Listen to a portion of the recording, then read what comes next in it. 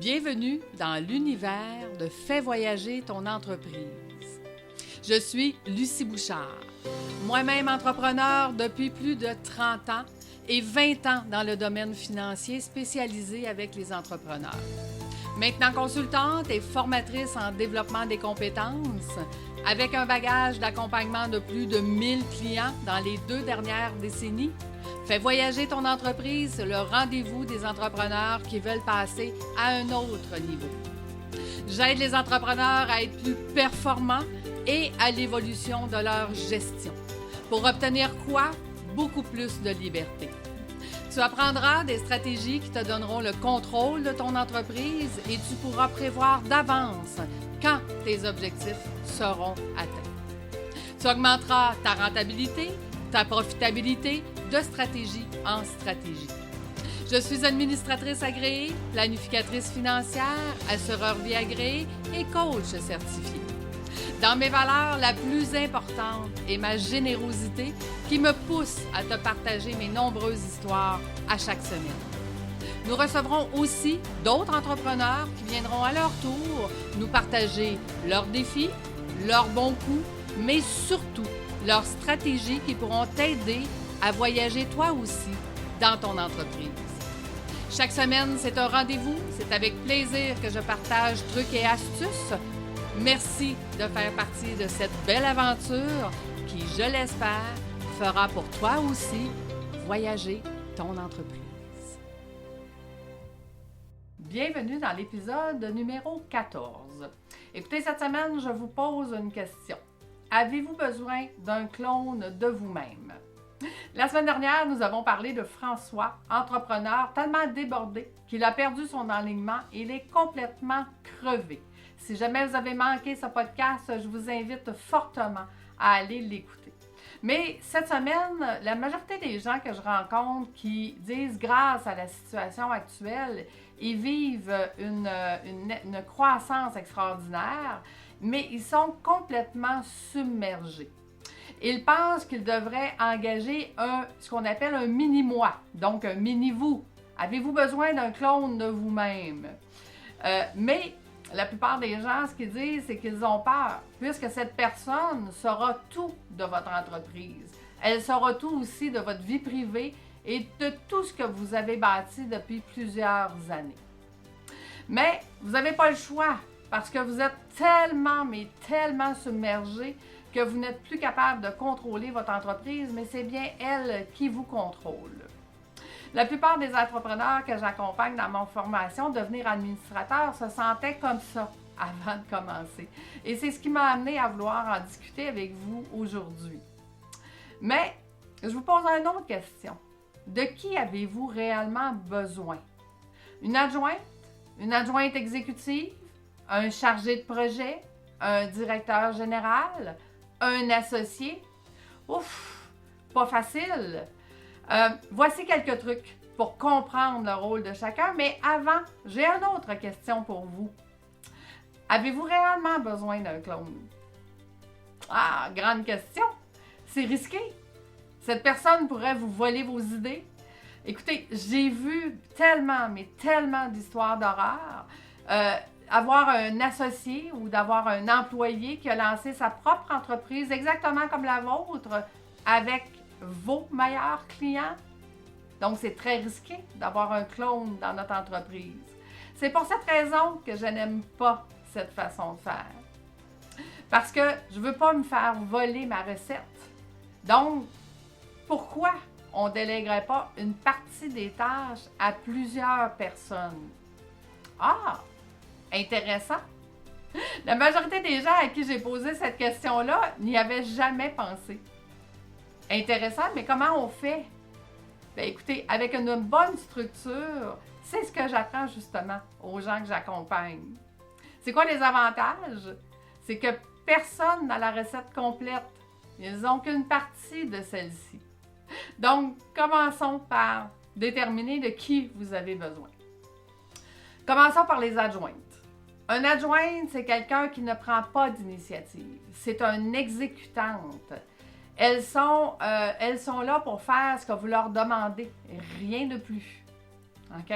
Et quand vous essayez de leur demander de prendre l'initiative, puis que ça bloque, c'est tout simplement parce que vous avez besoin peut-être d'une adjointe exécutive. C'est quoi la grande différence? C'est qu'une adjointe exécutive, elle a un pouvoir de décision sur certaines choses que vous lui avez permis de décider. Donc, elle filtre tout ce qui arrive sur votre bureau avant qu'il arrive sur votre bureau.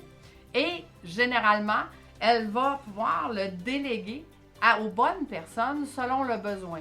Donc, qu'est-ce qui va vous rester sur votre bureau sera la seule chose que vous devez vous occuper réellement. Parce qu'au fur et à mesure, elle pourra être capable de déléguer aux multiples personnes que vous avez mis en charge des tâches différentes. Donc, je vous donne un exemple. Moi, tout est un projet. OK? Donc, si pour moi, un client, c'est un projet. Donc, à partir du moment que le client devient un prospect, quelles sont les étapes? Bien, les étapes pourraient être facilement de dire, il faut que je fasse un suivi de la conversation qu'on a eue ensemble. À partir du moment que j'ai fait un suivi, ça serait, bien, est-ce qu'il faut que j'obtienne le paiement? Donc, de m'assurer que le paiement du forfait choisi a été fait. Un coup que le forfait a été choisi, est-ce que je lui envoie un cadeau? Donc, la prochaine tâche pourrait être d'envoyer un cadeau. Ensuite, de lui envoyer les liens pour pouvoir accéder à la fameuse formation.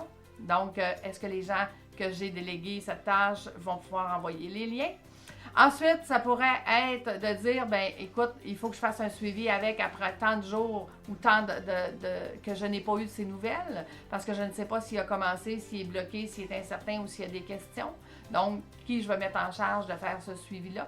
Donc, vous voyez que chaque chose que vous faites dans la vie pourrait être un projet.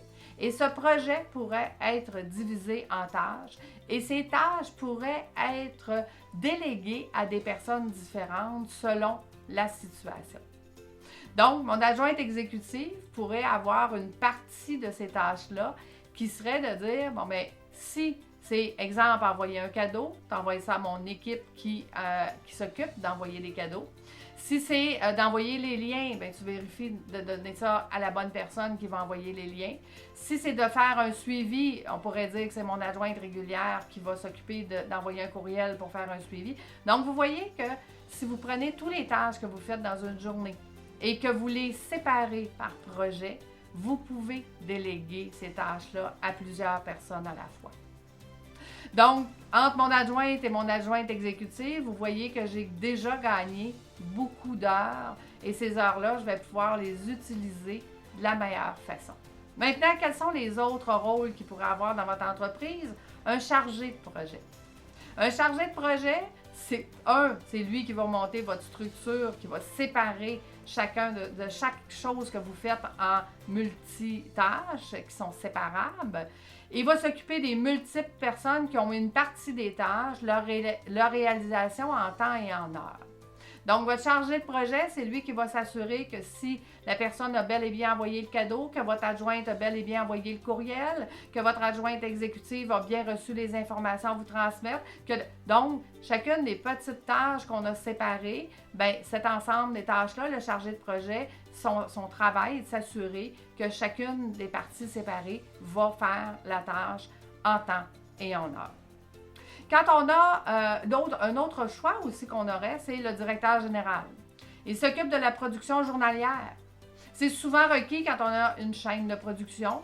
Ça peut être requis aussi pour gérer vraiment ce qu'on appelle le day-to-day. Si on a plusieurs employés, bien, est-ce que c'est notre directeur général qui gère les opérations journalières? Et souvent, les gens vont dire « Hey, j'ai besoin d'un associé ». Pourquoi un associé? Parce qu'on va partager les tâches. Par contre, je vous dirais qu'à travers mes 20 dernières années, les meilleures associations que j'ai vues, c'est des gens qui étaient complémentaires à vous et c'est des gens à qui on peut faire confiance dans sa propre zone de génie. Mais vous devez faire une analyse des risques de l'individu. Si je veux m'associer avec quelqu'un et que cette personne-là me dit, ben écoute, en passant, moi, je veux avoir 3 enfants dans les 5 prochaines années et je vais prendre mes congés parentaux, est-ce que je veux vraiment m'associer avec cette personne-là? Personnellement, je vous dirais que j'ai choisi d'avoir plusieurs équipes qui s'occupent de multiples tâches différentes et d'avoir un chargé de projet qui s'occupe de vérifier que chacun a fait ses tâches.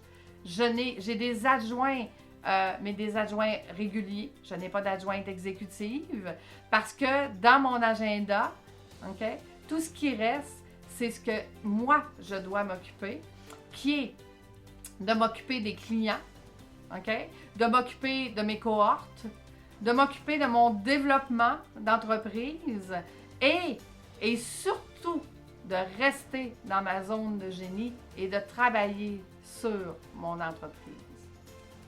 Vous savez, quand on délègue des tâches à plusieurs personnes, la seule chose que vous avez à faire, c'est de vous assurer que chacun fait exactement le résultat que vous vous attendiez. Peu importe le chemin, peu importe l'erreur qui est faite en cours de route, l'important, c'est de corriger au fur et à mesure la tâche que vous avez demandée pour se concentrer sur le résultat. Donc, imaginez avoir une grande équipe qui s'occupe de plusieurs tâches différentes, qui sont tous spécialisés chacun dans leur tâche, qui est faite beaucoup plus rapidement que si on demandait à une personne, mais qui n'a pas toutes les capacités, et qui, au bout de la ligne, va toujours être le résultat parfait que vous vous attendez. Ensuite, vous prenez toutes ces petites tâches-là faites séparément qui vous donnent un résultat extraordinaire avec le résultat attendu parce que moi, mon chargé de projet, s'occupe de tout prendre les morceaux et de les mettre ensemble. Donc, les gens ont tendance à faire confiance en une personne et à chercher un mini-moi ou un mini-vous. Moi, j'aime plutôt donner des petits morceaux selon les compétences de chacun. Puis vous savez, il n'est pas nécessaire de travailler fort pour réussir. Et souvent, les gens disent, oui, il faut travailler intelligemment. Bien, je vais vous apprendre quelque chose. Ce n'est pas votre faute si vous ne le faites pas. Développer ses compétences d'administrateur, c'est 84 compétences à apprendre, à développer et à maîtriser. Personne ne vous a jamais montré comment faire. Personne ne vous a jamais montré comment diviser vos tâches en projets, en multiples tâches de projets. Personne ne vous a jamais parlé de cette façon de faire au lieu de chercher un mini-moi qui pourrait aller partir une entreprise avec votre recette. Donc, vous pouvez arrêter d'être submergé. Il suffit de prendre les moyens pour développer les compétences que vous avez besoin. Et mes entrepreneurs qui sont maintenant des bons administrateurs de leur entreprise, qu'est-ce qu'ils ont gagné? Ils ont gagné du temps, ils ont gagné plus d'argent, parce que c'est beaucoup plus payant, OK? Et beaucoup plus de flexibilité. Ils peuvent maintenant être...